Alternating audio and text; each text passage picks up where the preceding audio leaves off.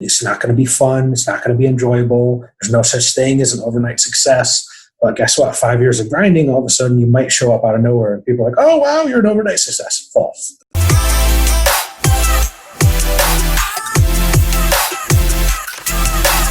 Hi, I'm John Timmerman, and right now I'm wearing short sleeve pants. Hey, I'm Rob Schauger, and I can't tell you how thankful I am that Mr. Dingling finally got a freaking new soundtrack for his truck. And I'm Al Coutry, and for an uncomfortable amount of years, Batman came to my birthday parties. And we are the founders of the NoBull company.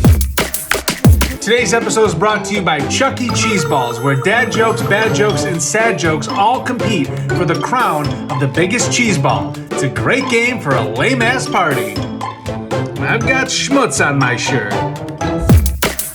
What's up, Buzz Nation? Welcome to I'm a Little Buzz, the show where we bring a ridiculous amount of life to business, all while sharing a glass or can of whatever makes us happy while sharing. I think I took L's.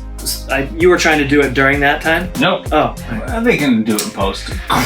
All while sharing whatever gets us buzzed. Fellas, Al, what's getting you buzzed right now?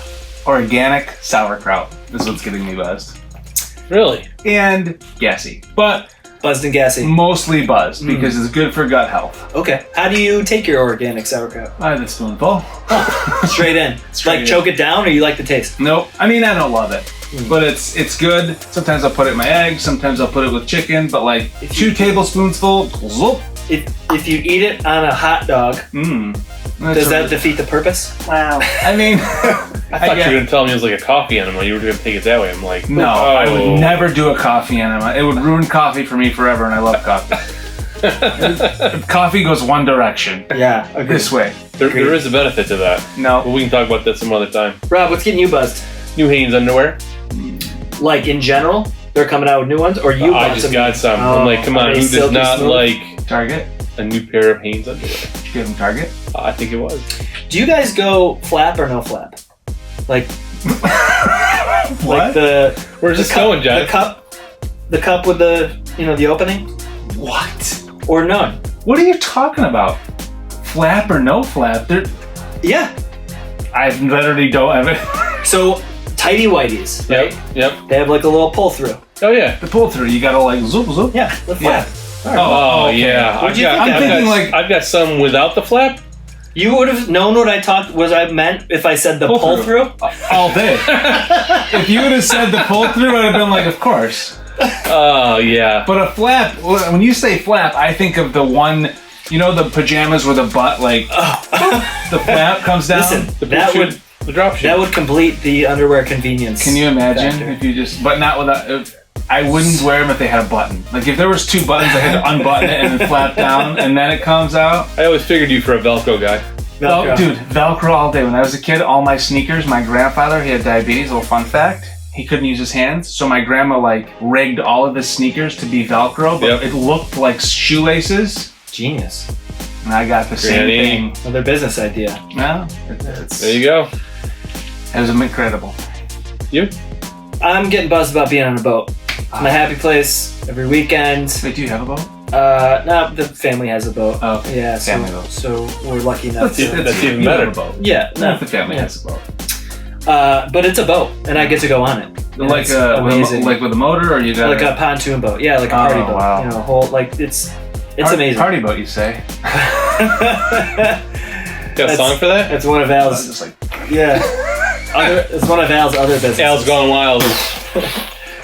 He calls it the Fire Festival Boat Edition. yeah, that's right. Water edition. Hey Buzz Nation, are you a Gary Vaynerchuk fan? How about David Meltzer? How about Shay Rowbottom, Constance Schwartz Marini, and more? That's right, NoBull 2020 2.0 is coming up April 8th, 2021. Do you want a free ticket?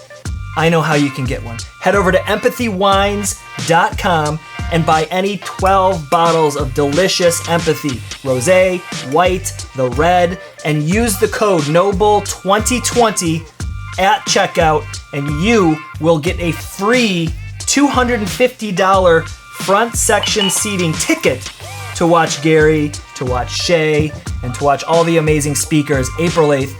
Head over to NoBull2020.com for more info. and we'll see you there.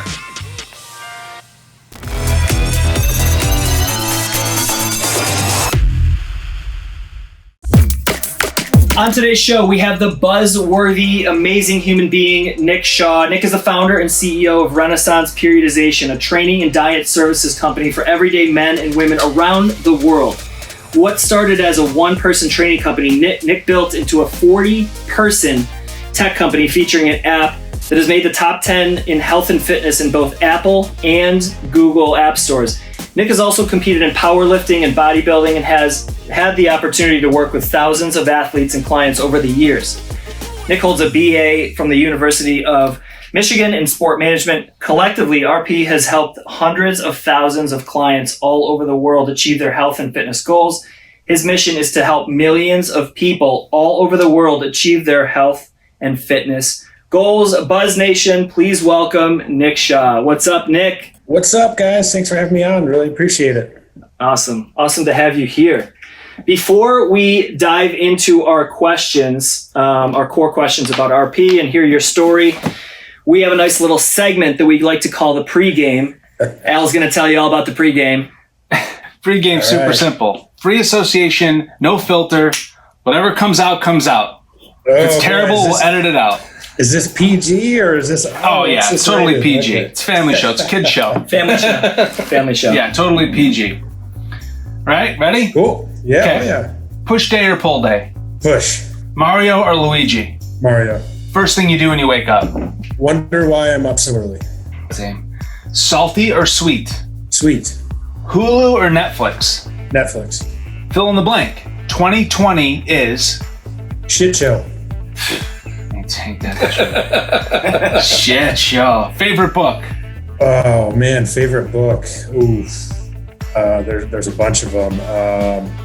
And maybe I'll go something like I like Mindset. It's a good one. Great one. Harley or crotch rocket? Crotch rocket. Are you into Shark Week? Sure. Just want to know. You leave for vacation tomorrow. Where are you going? The mountains. Solid. Favorite carb? Oh man. Let's say pasta. Big League Chew or Bubble Yum?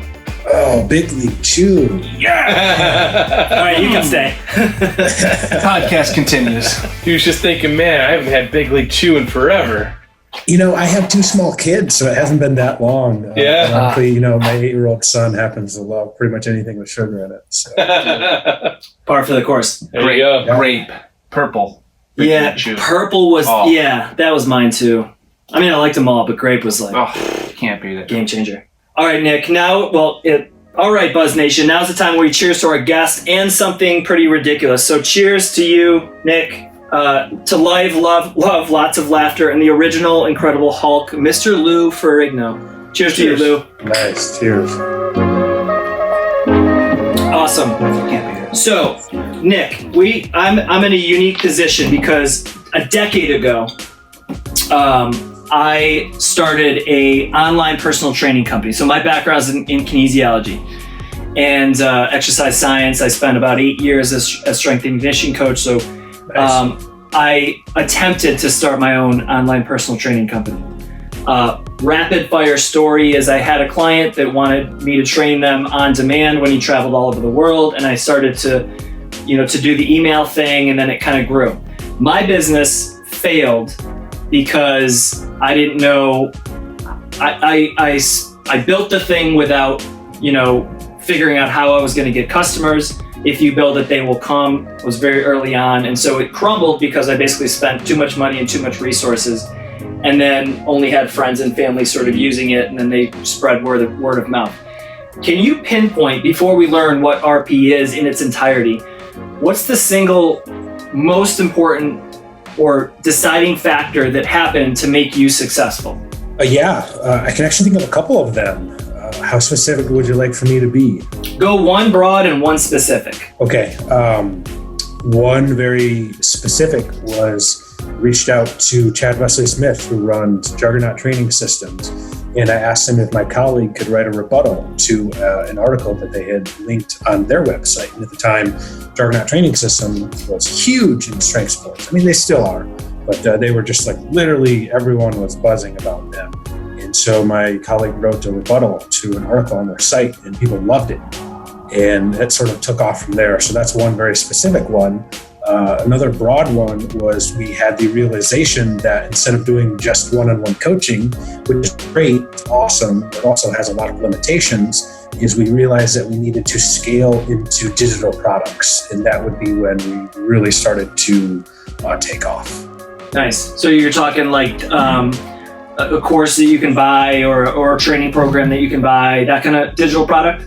Yeah, but it started even easier as an ebook, and not even a super high quality ebook. That is, this was October of 2014. We came out with the original Renaissance Diet. And it's funny because looking back, and now we have a 2.0 out there, which is, much better, and you can get an ebook version or you can buy a paperback. But just the quality, like the cover image, the images inside the book, they just unfortunately were not great quality. And this is almost 6 years ago. And it's just kind of funny. There's usually some quotes out there, and it's like, if you're not laughing at your first product, you probably didn't do something right. Isn't there something like that? And so I look back at that and I go, oh man, I just can't believe we did that. But it was really well received. The information in it was great. My colleague wrote it very easy to read and understand. And that was this awakening that, wow, we really need to do this because we might only be able to coach 50 people at a time, let's say. But an ebook, it's a digital product, you can sell to hundreds, thousands, millions of people a day, really, if you want to, just because it's a PDF. And when we realized that, it was kind of this aha light bulb moment in our heads. Yeah, that's funny. Actually, in our last podcast, Al was talking about, do you focus on the brand and what it looks like and what it, the presentation, or do you focus on the product and the core, and, which one comes first? Because that was the mistake I made with my first business, the one I just mentioned, is I focused on what it looked like and the website and all this kind of stuff. You are the successful one out of the two of us. And, you focused on the information and you said the information was well received, but the ebook, design you laugh at now. So looks like, at least in this case, that answered the question. Yeah. Another thing that I would say is I wasn't the one writing all the information either. So people much smarter than myself were doing all the actual information out there. So I think that played a pretty big role. Don't they also say if you're the smartest one in the room, you're not doing something right? Well, I've never been the smartest one in the room, so apparently I'm doing something right. So. Yeah. We say that about each other all the time. Absolutely. Hey, there you go. So before we get any deeper, I gave just a very broad overview of what Renaissance Periodization RP is. Can you just give the 60-second elevator pitch of what you are today? Totally. We are an evidence-based fitness company. And so what we do is we rely on not fads, not gimmicks, not quick fixes. We rely on science to deliver folks the information that they really want to get into the best shapes of their lives. So we're not out there delivering BS. We're just delivering what works. We don't have really any secrets or anything like that. We just have all the information in a very easy to understand format. And if you follow it, you will get results. If you don't follow it, you're not going to get results. But guess what? That happens anywhere. So no big secrets, just deciphering through all that crazy amount of information out there into something that people can pick up and very easily understand. And clearly it's good information because you have grown, you continue to grow, people keep talking about you. Have you grown largely word of mouth, or do you feel that if there's 50-50 split, which side is the word of mouth and which side is marketing and working with influencers and paying to run ads and things like that? Ooh, well, that's a good one, because I was going to say very easily word of mouth, but that because I consider word of mouth as part of influencers, right? So that's a lot of our influencer strategy is getting people, that actually believe in our products and use them for their own success. Whether that's performance or losing fat or whatever, and then they know that it works, and so it's very authentic when they talk about it. We've definitely experimented, I'm sure as pretty much every brand has, with, just trying to kind of pay people to talk about it. And it just doesn't really work. I think people see right through that. But if you get people that really use it, like let's say you get someone that posts their own before and after, or, they lose weight and get stronger, well, then when they talk about it, people really stop and notice, right? Well, what the heck did you do? So I would very much say more word of mouth. Nice. So that leads into my first question. So 9 days ago, I started 75 hard. Okay. Yeah, sure. And so I was looking through all of your stuff ahead of time. And the first thing that pops into my head is like, how the heck do these guys compete in a space that to me as a consumer seems like it is completely flooded with so many options, especially it looks like you've got a very easy to use but sophisticated background app. You've combined the best of, both the workouts and the eating, but how the hell do you compete against, the rest of the world? What's going on with that space? Yeah, that's a really good question. So I think there's a couple elements there. So we go back to 2014. Instagram was really pretty new, right? It hadn't been around a really long time. So I think I don't want to say one of the early movers. I think we were definitely a little bit early in the space of getting onto Instagram. And, back when Facebook was actually useful and relevant, we use that a lot. Not so much today, unless you like arguing with people that you're never going to convince about anything. Right. But that was part of it. And again, I think the other part of it is there's no BS at RP. We have 25 coaches. 20 of them are PhDs in sport-related fields or nutrition-related fields, and 5 registered dietitians. So I think the part that really crowds the fitness space and sort of muddies the water a little bit is folks that really don't have any formal education. And maybe they just have good genetics. Maybe they've gotten in shape themselves, and then they try to sell their own products and services. And when you are just like that, you don't stand out because there are 10 million other people like that.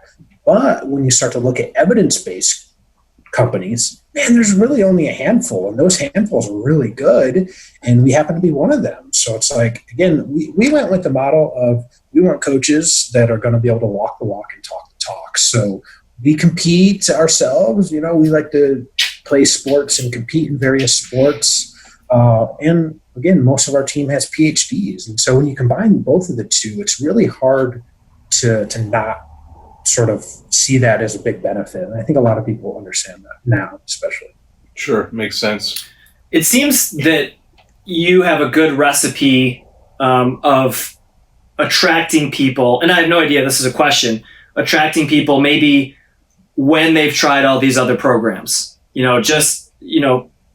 being in the industry a while back and seeing how frustrating it is for people to try, whether their goal is to lose weight or get stronger or compete, or just to get fit. There are so many different programs out there, literally hundreds of thousands. And like you said, any influencer who's got a 6-pack now could sell a course for, whatever, $199 and make a shitload of money.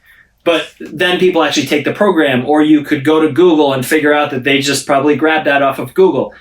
Do you get a lot of people who come to you who have tried these different things and then they're like, holy shit, like you guys know what you're talking about because, now I'm losing weight, or now I just put 100 pounds on my back squat or whatever?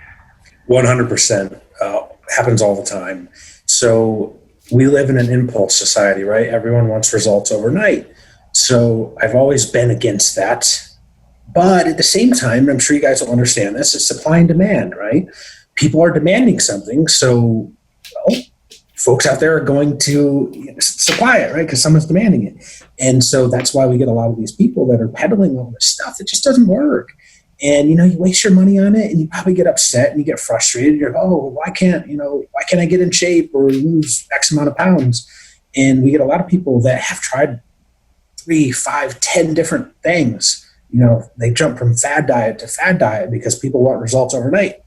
And then finally, I think people realize, at least hopefully, that maybe this is just me talking to myself, but I see it as people get really frustrated with that approach. And they're like, I'm just sick and tired of doing all this BS that doesn't work. And we come along, we're like, hey, we don't have any secrets. Yeah. But we got a great plan. If you follow it, you're going to get results. And I think people resonate with that because they're like, oh, yes, finally, you're not going to tell me that I can lose 30 pounds in a week or whatever. It's not a recipe for long-term success. So let's smash all of those fad diets and workouts right here on this podcast. Let's do it. Can you list out the however many you want, the keys to somebody who just wants to stay healthy and be in shape, and then give us the starter points of somebody who wants to get stronger, maybe in a competitive sport? What are the top 3 to 5 and what are the top 3 to 5? Totally. Well, there's a lot of overlap between the two, but I'll start with general health and fitness. So the number one on both sides, so whether you want general health or like strength and performance, is calorie balance. So it's just knowing about how many calories you're going to eat. So it's actually a little bit more important when you want to just kind of lose weight and have general health and fitness goals. And so again, it's really important. Let's say 50, 60% of your diet success. The number 2 in terms of general health then is the quality of the foods that you're eating. Why is that? If you are eating mostly healthy foods, it is almost impossible to overeat and put on weight and get out of shape, get negative health outcomes, right? Like you can imagine if you are eating lean proteins and healthy carbs, fruits and veggies, starches, healthy fats, things like that. It's really hard to overeat all that. Imagine overeating chicken, rice, and broccoli. How much of that would you have to eat to overeat? Whereas if you throw in some quote unquote lesser quality foods, some pizza, wings, all the stuff that tastes really, really good, basically. It's designed to taste really, really good because people want to sell it, right? Because it tastes good. That's really easy to overeat.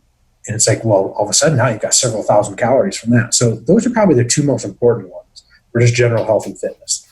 Don't overeat. Eat high quality foods. If you do that, you're on the right track. You're going to do very well. On the flip side of that, so calorie balance is still really important if you want to get into good shape, lose fat, gain muscle, etc. Number 2 is knowing how many macronutrients you need to eat. So that's how many grams of protein, how many grams of carbs, how many grams of fat. So if you know that as a performance athlete, usually you start to focus more on proteins and carbs first. They're a little bit more important for performing well in the gym. So those are the top 2. That's probably going to give you 80% of the way there. And then like the third one, and this is a little bit farther down the line even, would be nutrient timing. So like when you actually eat those foods around when you work out and different things like that. So it's probably the top 2 for health and fitness and then the top 3 for more like performance focused goals. Nice. And would you say that somebody who is purchasing like the app or one of your things, like they can get all of that in that one product from you, right? Like it's a one-stop shop? Totally. Yep. So we used to sell diet templates, and these were PDF and Excel files, and that's sort of evolved over the years. This came out in 2015, and everyone's on their phone now, right? Like apps are just where it's at. The best analogy would be our original diet templates or like a paper map, right? It works. Unfold this giant thing, and you're like trying to look through it, and all the information is there, but it's then up to you to determine your best course. Whereas our app is like GPS. It's going to tell you, hey, in quarter mile, turn left or turn right. Or, hey, guess what? There's construction ahead. Make this detour. That's what the app really does because it's AI coaching, so it's artificial intelligence. So we basically took like, if I were to coach you guys one-on-one, how can I take all this information in my head and put it into an app that's going to help get you very similar results? And so it kind of gives you that turn-by-turn navigation, which a paper map, something that's static, just can't do. You need that more dynamic aspect that has the kind of back and forth and a little bit more wiggle room and things.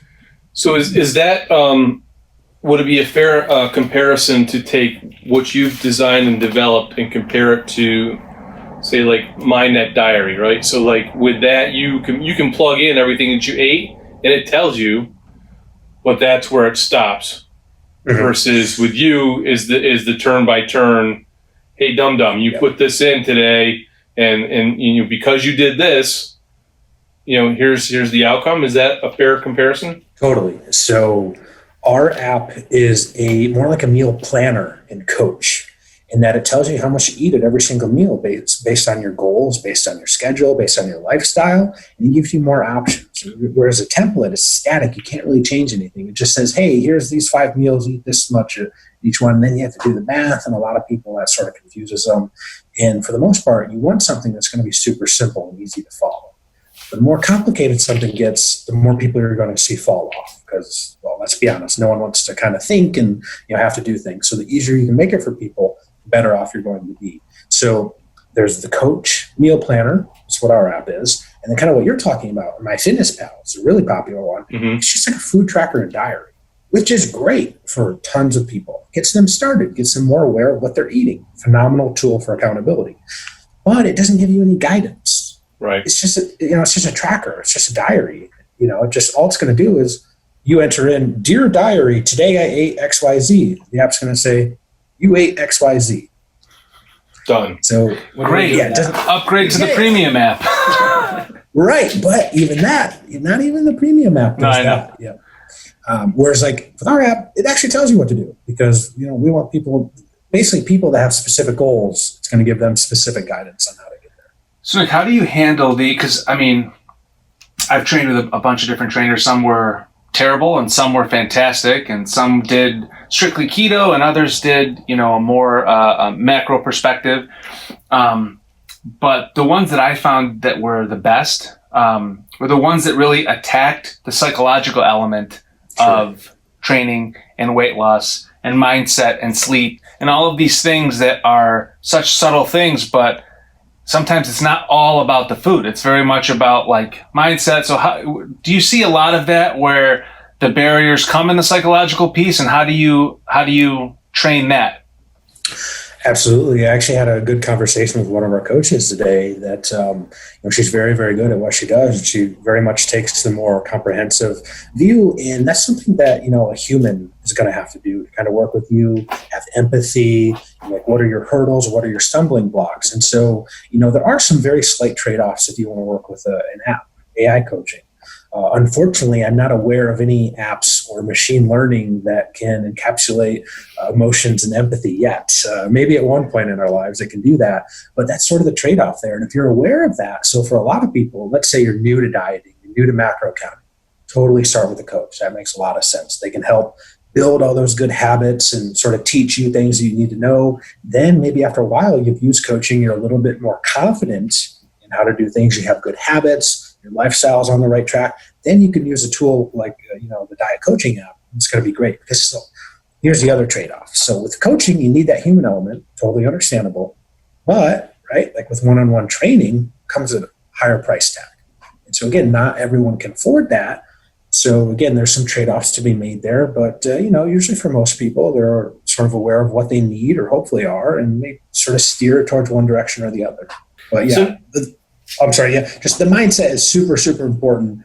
Mm-hmm. Never want to understate that because you get a lot of people that they need certain accountability even, and a human coach can provide a lot more of that than an AI coach. So that's a really interesting kind of pivot point into a little bit more of the business side of things, which is you've scaled what was previously unscalable. Personal training, is an age-old thing. Training, physical training. 20 years ago, people would have been like, no way could we not be here, right? Obviously, technology has allowed us to do it. In that journey, we can get into these guys' questions about scaling the business and growing it. But can you talk about some of the early days and some of the really hard moments, failures? What are some of the shitty things that happened early on when growing RP that you can kind of pinpoint to learning moments and moments that you grew and were able to grow the successful company from? Totally. I've got a huge list of failures to talk about or shitty moments. So we could talk all day about that.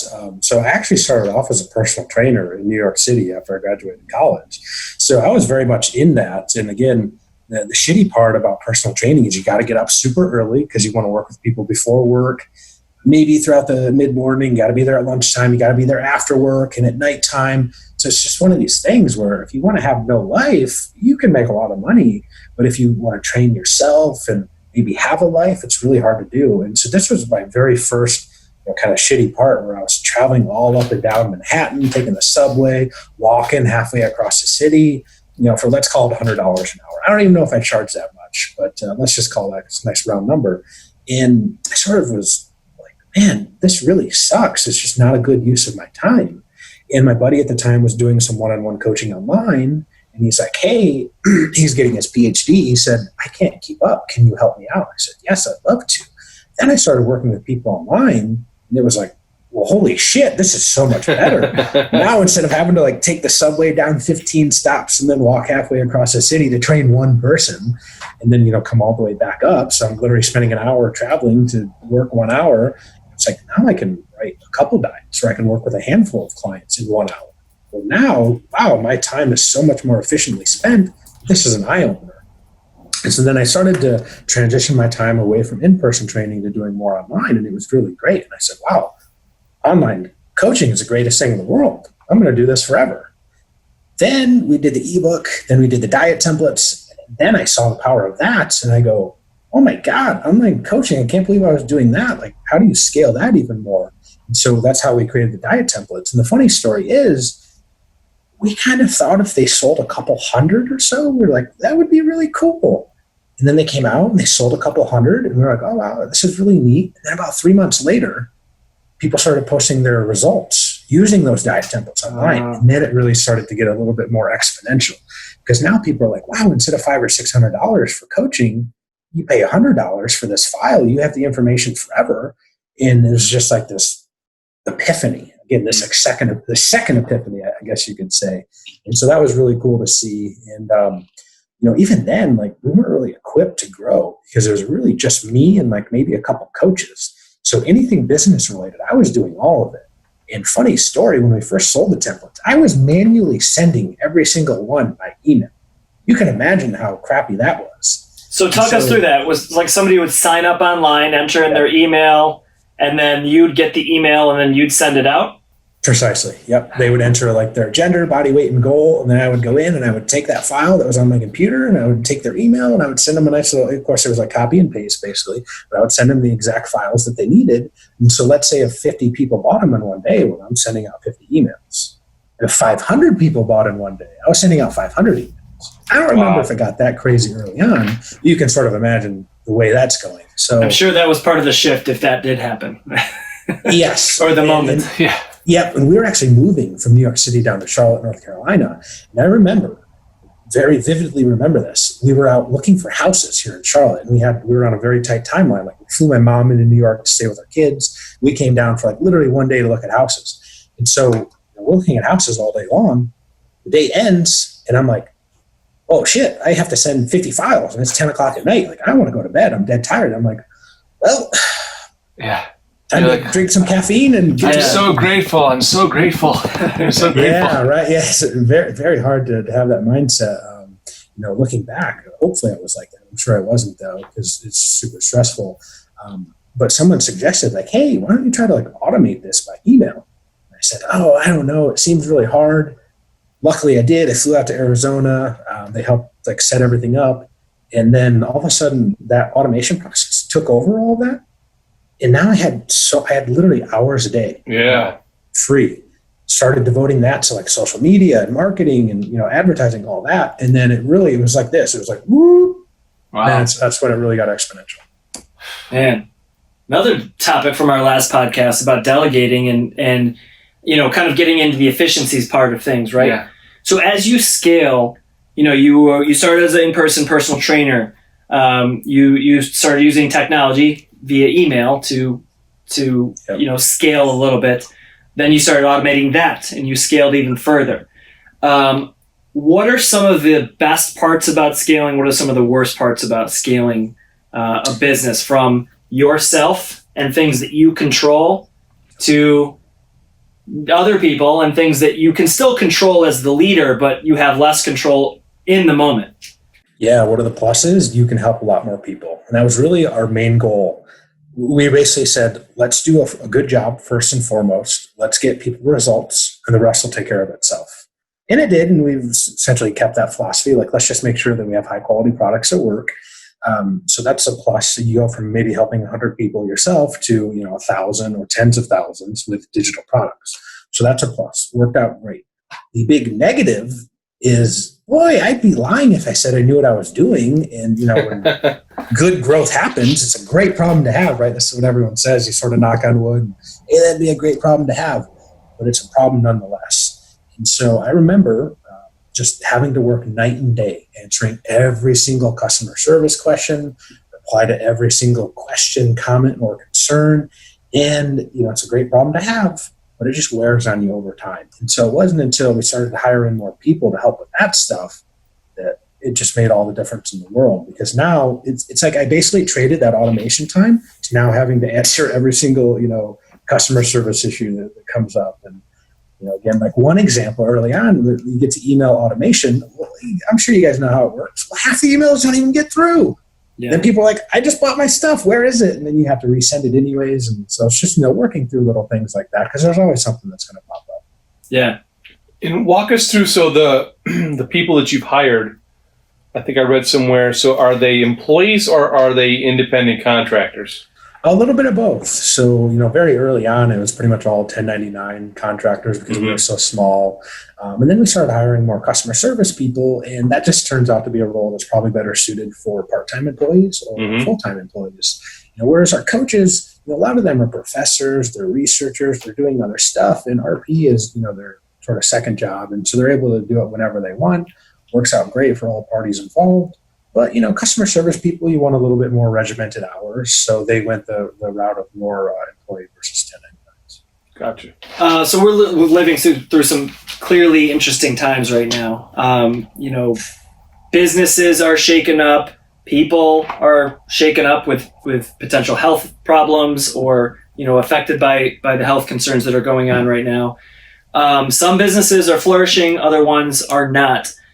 What has COVID done to your business? Yeah, so back in March when everything really went crazy, there's definitely, I think everyone was alarmed. Like no matter what business you were in, everyone was alarmed. Like we'd literally never seen anything like it before. And so we actually, this is a funny story. We had a product called the Gym Free program, training program. It's just for females at the time, but literally no one ever ordered it. It just wasn't what we were known for. And so all of a sudden, pretty much overnight, the demand for those went from like 0 to 100. We're like, whoa. And so we had to very quickly pivot and we created a male version. And we were already planning on doing that over the summer anyways, but we're like, oh, okay, well, guess what? The new reality is this needs to be out in April. And so we were able to do that. The other thing that I think we did, I think this was a plus, is we marked it down at a big discount. And so it sort of seems counterintuitive if you know supply and demand, it's hugely in demand. But I wanted to make sure that we weren't seen as a company that was trying to take advantage of people during COVID, because everyone's impacted, right? I don't know anyone that has not been impacted in some form or another. Just basically a new reality, new life. And so I think the combination of creating that new program, pivoting really fast, and then being seen as someone that's not going to take advantage of people during this time, I think, helped a lot. And, at one point, I'm not sure about right now, but it became like one of our top sellers that we have. Wow. So that was really interesting. And, here's the other thing. It's kind of like the Netflix model. Coaching is expensive. AI coaching is only $15 a month. So if you're someone that wants to prioritize your health, well, $15 a month is much more reasonable than a couple $100 a month. So the app has continued to do quite well this whole time. So very fortunate and blessed for that. As far as still on the topic of scaling, what are your long-term visions for the company? We've talked about the different stages up to this point, and it's a super interesting story from personal training to sending emails to automating emails, to then building, and I might have skipped even probably some steps in there, but, building an app that kind of automates it.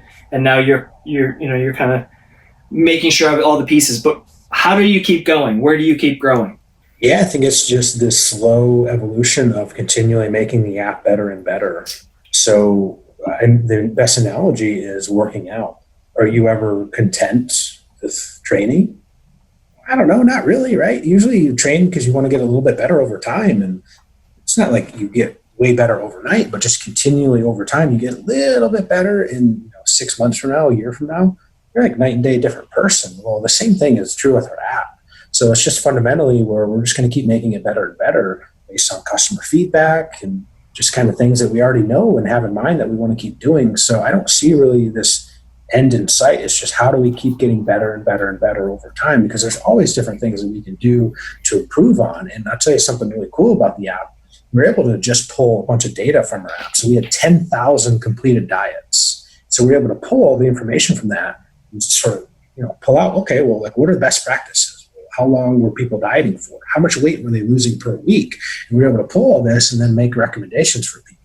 So now when folks go to use the app in the future, it's going to sort of nudge them in one direction, like, hey, here's what we think you should do. You should lose, 1% of your body weight for 8 weeks. That's probably a good start for most people. Mm-hmm. People can choose to accept that. That's probably will be the default, or they can, choose to do their own thing. But again, the more data that we can collect, the better off everyone's going to be in the long term, because we'll just know what works better than other things.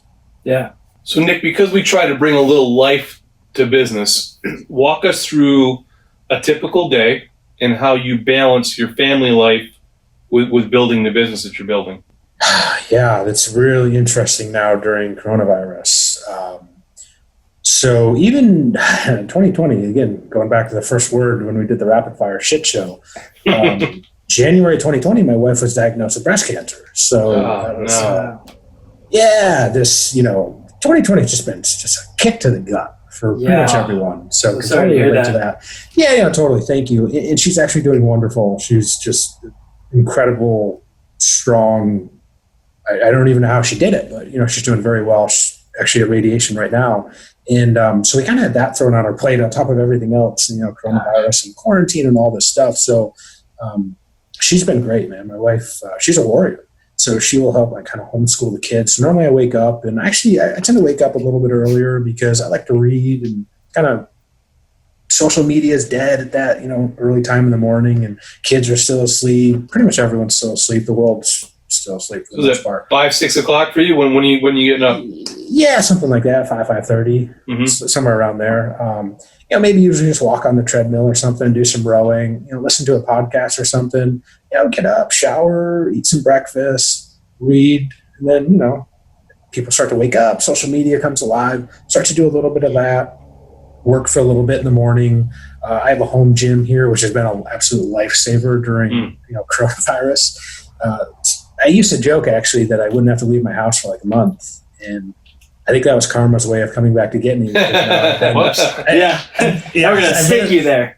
Yes, 100%. So I've pretty much been in quarantine with my family for like the last 4 months.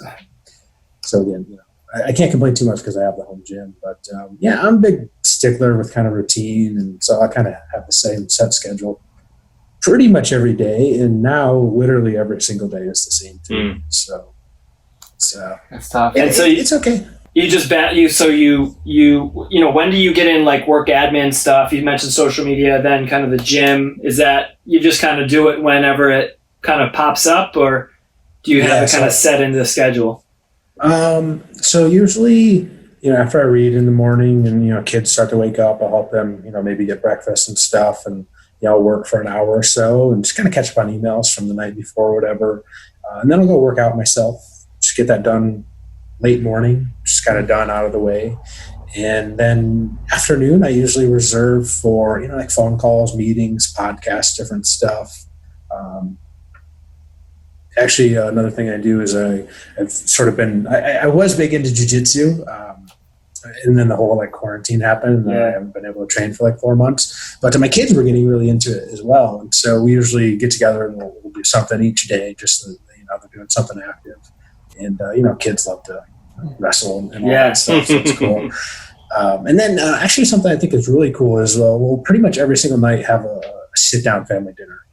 Oh, that's awesome. Fantastic. Super important. I was going to say I agree. I think it's hugely important. And, it's something I used to always do as a kid. And we got a little bit away from that, when we were so busy with RP and having to, my wife and I were literally answering every single email. And it's just really, easy to get overwhelmed and feel stressed out. And then, you don't have the best habits. And so we've been able to manage that a little bit more. And, now we don't have a social life because you can't go anywhere. So we've just, developed good habits now that hopefully will continue on. Absolutely. And that's actually something that my wife and I are trying to get back to. It sort of ebbs and flows, right? When you own a business, even when you don't, when life just kind of comes your way, it kind of ebbs and flows. And so we were having our sit down family dinner. We now have a newborn, and that's shaken up our schedule because now it's like nap times and all sorts of stuff, and then balancing the business. So kudos to you for getting back there. When we talk to people, as Rob mentioned, we like to learn a little bit more about the life behind the business. And business owners are all mindsets and shapes and sizes and personalities. And, we talk about some commonalities that makes a successful entrepreneur. And by the way, successful can be loose. So, two real questions is, what do you feel like in your personality has allowed you to become a successful business owner and operator? We'll let you answer that one first. I love this topic. It's actually a topic I've been completely fascinated by, and I've sort of been doing a lot of my own research on what makes people more successful than other people. I would say the number one thing that I think I've been blessed with, thank you, Mom and Dad, I guess, two things: hard work and discipline. I've never been a stranger to either of those. I sort of quickly realized in high school that if I worked harder than other people, because I was not very talented, that I could overcome a lot of shortcomings for people that were more talented than myself. And I guess more recently, I've probably always had a little bit of this. My dad's probably like the hardest working person in the entire world. It's just a good amount of discipline. So again, go back to like all the emails. So we if we knew there were emails to still do, even if we were tired, we would just answer them before we go to bed. We just would always put in that work. And I think that built the foundation of RP, where we were known for caring about our customers, having good customer service. And that just really resonates with people, and it literally allows that foundation to kind of keep building, right? Because you're going to build something really big, you need a really solid foundation. So I think those are the two that stand out above all the others. And then the second part of that question, the second question is, what does success look like for you? And has that changed from early on in your career? It has changed so much that it's really funny to look back and what I thought might have been success in 2013, 2014 is, hey, if we can help a couple thousand people, that would be awesome. And to now what it's grown into, where we want to help millions of people all over the world, right? So the beauty of social media is, people all over the world can find out about RP and download the app anywhere in the world. Digital products can go anywhere in the world. So that's part of the success. I think the other big part is just being able to give back and help other people. So we have a scholarship that we set up at the University of Michigan, where my colleague and I both went to undergrad. And so it's I never had very much money growing up. Rural Michigan, went to University of Michigan, and had to work through college and all that, work a couple jobs actually. So we created a scholarship in the kinesiology program at the University of Michigan for undergrad students. So that was something really cool. And it's kind of like one of those things that I think a lot of people that have, varying levels of success, most of the time they're trying to give back in some way, shape, or form. And I think we're hopefully trying to do that. What's something that you're excited about that's forthcoming that you can share? We have some big app updates coming. Really excited for those, because we thought they were going to be out probably earlier in the year. And I don't know how familiar you guys are with software development, but it just takes forever. And there's just always stuff that comes up. So that's probably the number one thing I've learned sort of as we kind of transitioned from like just a fitness company into like a tech company, is I just really had no idea how involved software development was. And now that I have some understanding, and some understanding is probably like this much compared to really need to know like this much. Yeah. But just takes a really long time. But there's some really cool updates that are coming out that I think it's just going to make the app just so much more powerful than it is now, and it's pretty good right now. So really excited about that. Awesome. What's the this last question for me? Looking back on everything, right? The whole thing. When you think about gratitude, you get up in the morning and what are you grateful for? What's the one thing that really stands out in the journey that you say, I'm really grateful for that experience? I'm grateful that I met my colleague, Dr. Mike Isertel, in the weight room at the University of Michigan, because he's been a very big mentor to me throughout. And him and I started RP together.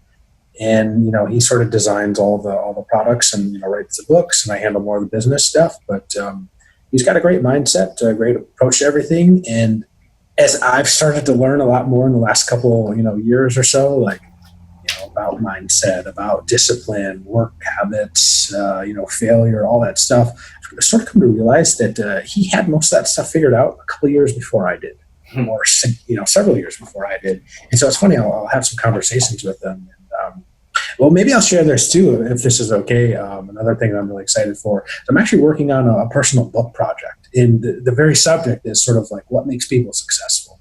And so it's sort of drawing on all of this, and I'll have conversations with him, and he's like, yeah. He just, kind of nods his head. So, I'm very grateful for that. I'm also just very grateful and humbled to, be able to work with a lot of different people. So it's one of these things where, if you asked me 5 years ago if I ever thought I would be on a podcast talking about RP, I'd think, nah, you're nuts, you're crazy. And so to have people reach out and be like, hey, do you want to talk about RP? I'm like, yeah, absolutely, man, I'd love to. It's just RP is literally part of me. It's just something that I've been very passionate about from day one. Amazing. Well, before we leave, we have entrepreneurs, current business leaders, listening to this podcast and watching this show. Can you give one tip to somebody who wants to start or scale or go, basically? What would that tip be from your own personal and business experiences? I have two, if that's okay. Yeah. All right. Okay. One is a really easy one. And by easy, I mean it's easy to say, it's a lot more difficult to actually do. You got to be prepared to work your ass off. There's no amount of anything that will get you past just working hard. Because at some point or another, you're just going to have to grind. And you're just going to have to grind, and it's not going to be fun. It's not going to be enjoyable. There's no such thing as an overnight success. But guess what? 5 years of grinding, all of a sudden you might show up out of nowhere. And people are like, oh, wow, you're an overnight success. False. Got to be willing to work your ass off. Number two, you have to be able to sort of know what you know what you don't know. So you got to hire in people that know more than you, or know X specific area or Y specific area, because if you try to do everything, you're going to be stuck in the mud. Golden, man. You're man. Good stuff. Nick, thank you so much for taking the time. You're a wealth of knowledge, and cheers to your continued success, man. Thank you so much. Appreciate you. Cool. Thank you so much, guys. Really appreciate it. Yeah, man. All right. Having a great rest of your day, and to your continued success, man. Thank you. Cool. Thanks so much, man. As always, we are super appreciative and humble for anybody that watches our show, so thank you so much. Don't forget, you can watch these on Facebook and YouTube, and you can listen on Spotify, Google Play, Apple Podcasts, wherever you love to listen to your favorite podcast while you're cruising down the street or in the gym, or maybe not right now because of COVID, in your home gym, wherever. But don't forget, you can find us every Tuesday and Thursday at 8:30 p.m. Eastern Standard Time on any of those channels. We'll be back with another guest or solo episode between the three of us. So until then, cheers everyone to life and business. May you prosper in both.